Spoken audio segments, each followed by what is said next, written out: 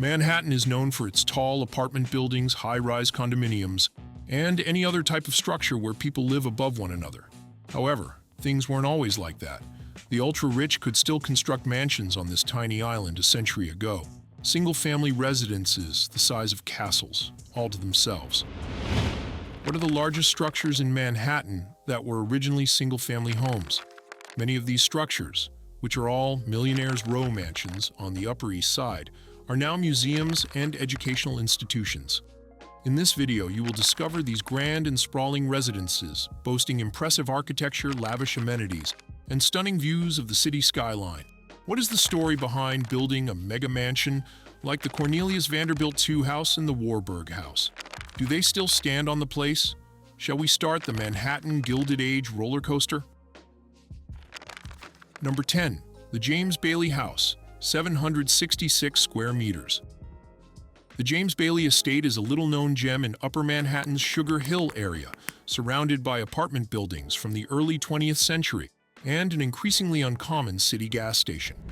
In 1888, the aforementioned circus magnate moved into his limestone home, which was created by Samuel Burridge Reed and furnished by Joseph Burr Tiffany, Louis Comfort Tiffany's cousin. Bailey envisioned the house serving as the focal point of a community that would grow similarly to Lower Riverside Drive, which was home to stunning freestanding houses. The mansion at that time surely incorporated the magic wonder of the circus, with its turrets, Flemish-inspired gables, porches, balconies, 66 windows, and interior detail. Designed as a Romanesque revival structure, with its many woods, quartered oak in the two-story entry hall, where the polished floors had intricate mahogany inlay designs, black walnut in the office, hazelwood in the parlor, and sycamore in the library. The mansion was of iron and glass home. The main floor's archways between rooms were framed with intricate carpenter's lace. The house was replete with a carved wooden fireplace, art glass chandeliers, hand-painted wallpaper, and frescoed ceilings. With multiple owners through the years, its beauty served as a funeral home since the 50s, and has recently returned to residential ownership and is in the process of being fully renovated. We are waiting to see the mansion in a new dazzling style. What would it be like? Number 9. The Schinasi House, 1114 square meters. The last detached single-family house still in use in Manhattan is the Schinasi Mansion, which is situated at 351 Riverside Drive. William Toothill, the architect of Carnegie Hall, created the 12,000-square-foot Neo-French Renaissance-style building, which was constructed in 1907. Morris Schinasi, a Turkish tobacco tycoon, was the one to order this palatial home. It was here where Schinasi resided till his passing in 1928. Boasting 12 bedrooms, 8 bathrooms, and 5 kitchens across its 3 stories, the white marble building includes an Egyptian marble hall inlaid with Turkish glass, as well as a Louis XV drawing room. As evidence of its diverse cultural origins, the house is decorated with finery from Europe to the Middle East.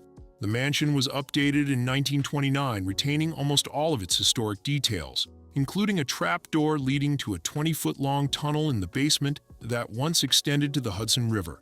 Pineapples, which are traditionally associated with hospitality in the United States, are included into the mansion's corridors as an additional ornamental element. Since Schinasi's passing, the home, which offers a view of the Hudson River, has undergone multiple ownership changes, including as an educational facility for females.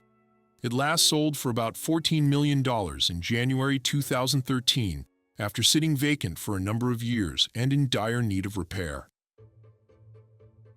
Number 8. Fletcher-Sinclair Mansion, 1,900 square meters. The Fletcher-Sinclair Mansion, located at 2 East 79th Street in New York City, is a stunning example of Beaux-Arts architecture. Originally commissioned by Isaac D. Fletcher in 1898, the mansion was designed by renowned architect Charles Pierpont Henry Gilbert. The building is an impressive 6 stories tall, featuring intricate French Renaissance-style details and a beautiful limestone facade. The mansion boasts a grand entrance hall with a marble staircase, a series of opulent reception rooms, and a marvelous ballroom that once hosted extravagant parties for New York City's elite. One of the most striking features of the Fletcher-Sinclair Mansion is its ornate exterior, which is adorned with elaborate carvings, columns, and decorative motifs. The building's grandeur is further enhanced by its prime location on Fifth Avenue, overlooking Central Park. The mansion's design reflects the opulent taste of its original owner, Isaac D. Fletcher, a wealthy art collector and philanthropist who spared no expense in creating a lavish residence that would showcase his impressive collection of paintings and antiques. After Fletcher's death in 1917, the mansion was sold to Isaac Sinclair, a prominent lawyer and real estate developer. The mansion remained in the Sinclair family until 1951, when it was purchased by the Ukrainian Institute of America, which still owns and operates the property today. The Institute has preserved the historic integrity of the mansion, while also using it as a cultural center that hosts exhibitions, concerts, and other events. Number 7. Harkness Mansion, 2,015 square meters. The only property on this list that isn't presently occupied by a tycoon's family is the Harkness Mansion. The structure, which gallery owner Larry Gagosian purchased for $36.5 million a few years ago, needs extensive renovations before it can be used as a gallery, a private home, or something else entirely. The Harkness family who founded Standard Oil are the building's namesakes. In addition to the Harkness Mansion, which is located at 4 East 75th Street, he also owned the Harkness House, a smaller structure at 1 East 75th Street that is now the Commonwealth Fund headquarters. As a wedding present for the son of Stephen V. Harkness, an Ohio industrialist who had invested in Rockefeller's oil company, the Italian Renaissance-style palace was finished in 1908. The intricate ornamentation at the top of the structure and the inside layout hint at the family's temperament, which is more reserved than those of its peers like the Vanderbilts. Despite the building's basic, unadorned style, the mansion contains a glass-domed staircase connecting all floors, decorated with iron railings imported directly from Italian craftsmen. The house hosted social gatherings, debutante balls, and musical lectures, reflecting the upper-class social life of early 1900s New York City. An extensive art collection of work by European masters was in the house until it was bequeathed to the Metropolitan Museum of Art when Mary Harkness died in 1950. Although the house has not functioned as a private residence for more than 3 decades, inside it retains even more of the ambiance of Fifth Avenue's great houses than do mansions better known to the public, such as the Frick Collection and the Cooper Hewitt Museum. Number 6. James Duke House, 2,888 square meters. This relatively small home was constructed in 1912 for James Buchanan Duke. But was it too small for large family gatherings? Let's find out. First of all, the Hotel Labotière in Bordeaux served as the model for the structure. Horace Trumbauer finished it in 1912 in the manner of a French hotel particulier, and Robert Venturi refurbished the interior for academic use in 1958. A careful approach to the building's historic fabric was required for the restoration of the basement's masonry barrel vaults, the slate and copper roof, and the limestone facade. The objective was to fix the facade's dangerous stone erosion and the building's overall waterproofing issues, while preserving as much of the Duke House's original material as possible and maintaining its quaint patina. The first floor's interior is decorated in the French classical style and has 4 spacious classroom-like corner rooms, encircling the main entry hall. 8 bedrooms were initially located on the 2nd floor, while servants' quarters were located on the 3rd floor. These later became offices and a library, respectively. Service rooms in the basement were later transformed into labs.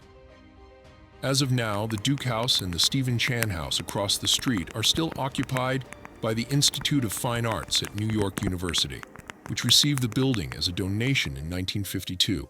And have you ever passed by? Number 5. Charles M. Schwab Mansion, 4,645 square meters.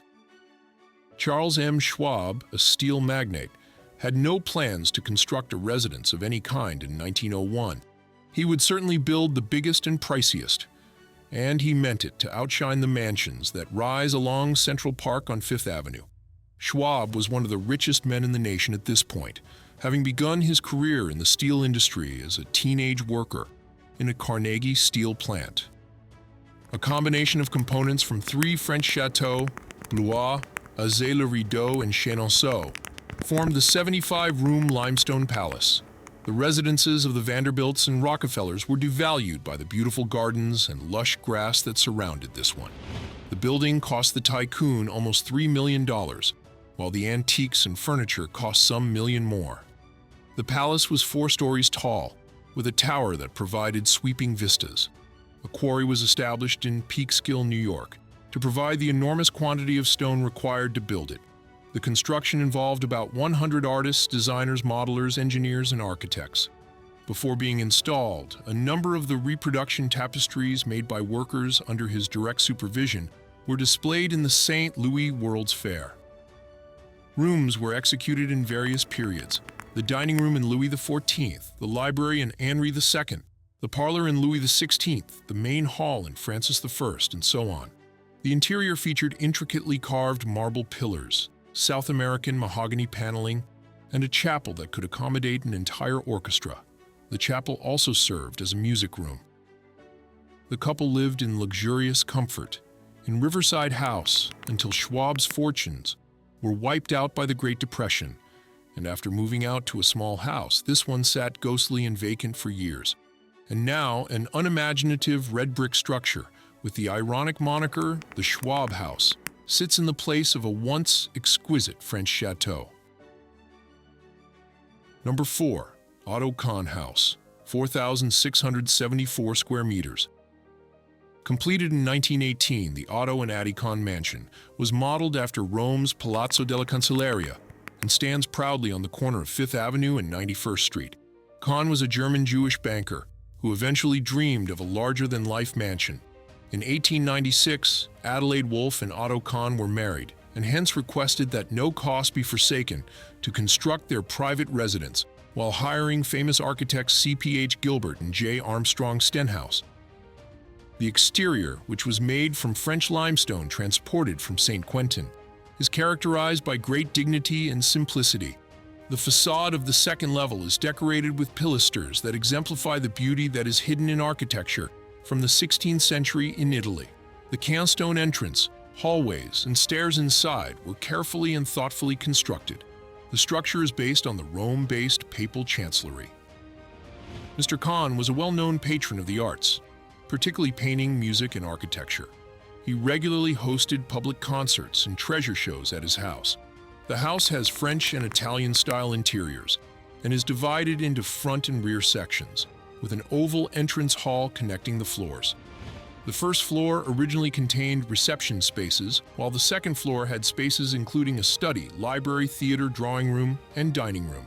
He had his own music room, designed with an Adams ceiling, made to enable sound to circulate throughout the room effortlessly. Musicians entertained by Otto Kahn include the likes of George Gershwin and Enrico Caruso.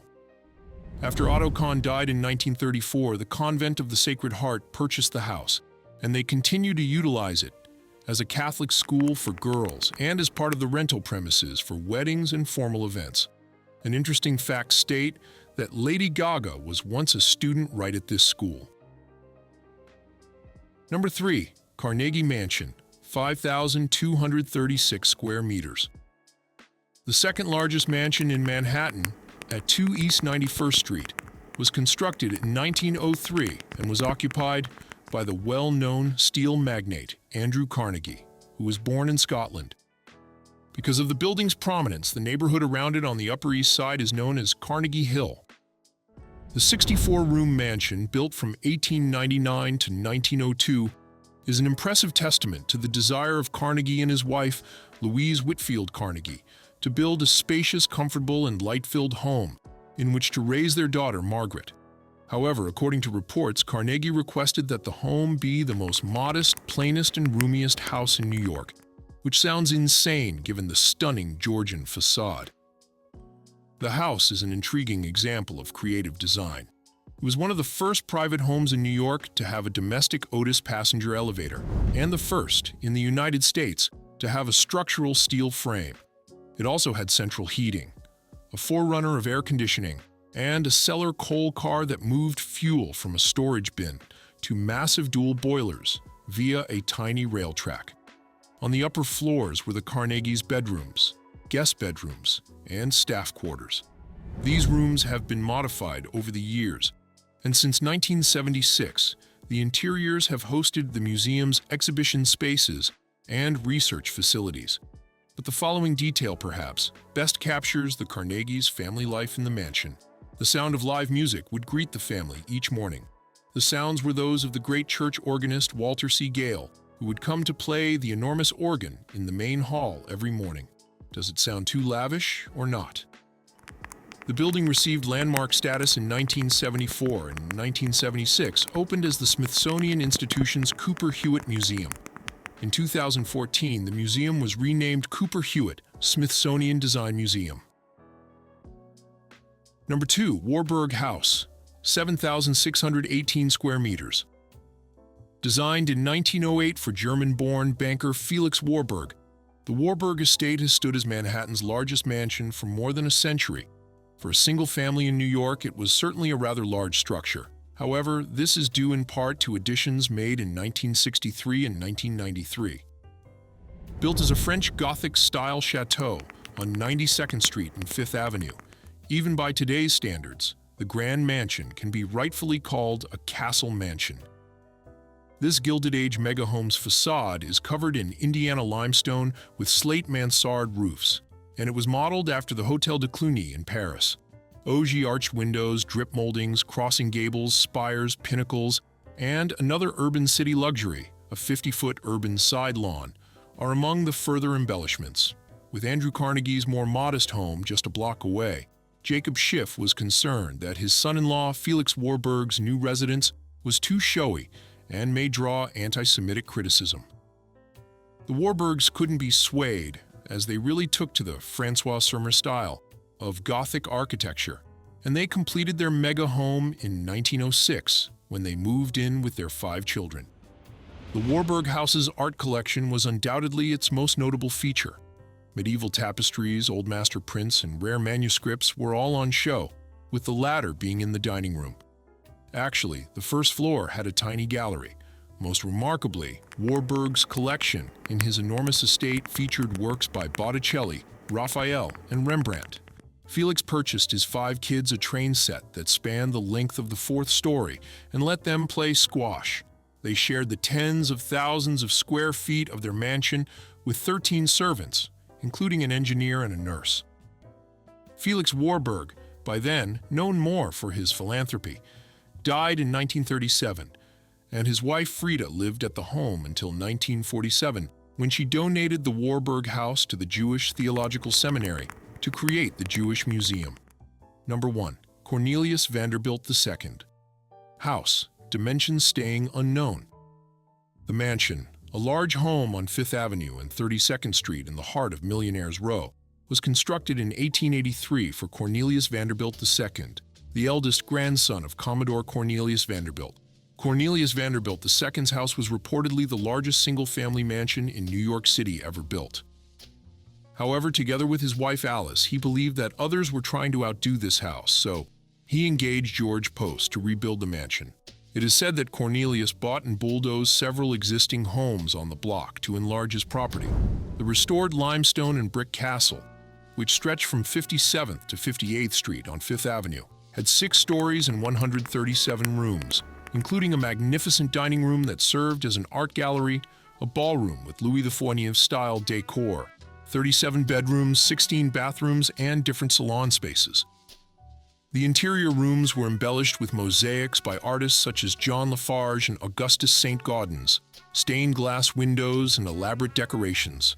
6 sculptured reliefs depicting boys and children singing by Carl Bitter were located in the porte cochere at the entry. The property was enclosed by gates and a thick iron fence. Cornelius and Alice finally got the house they wanted, one that was dubbed the largest private residence ever constructed in New York City, after spending an estimated $3 million over more than 10 years. However, the end of the expansion began shortly after it was finished.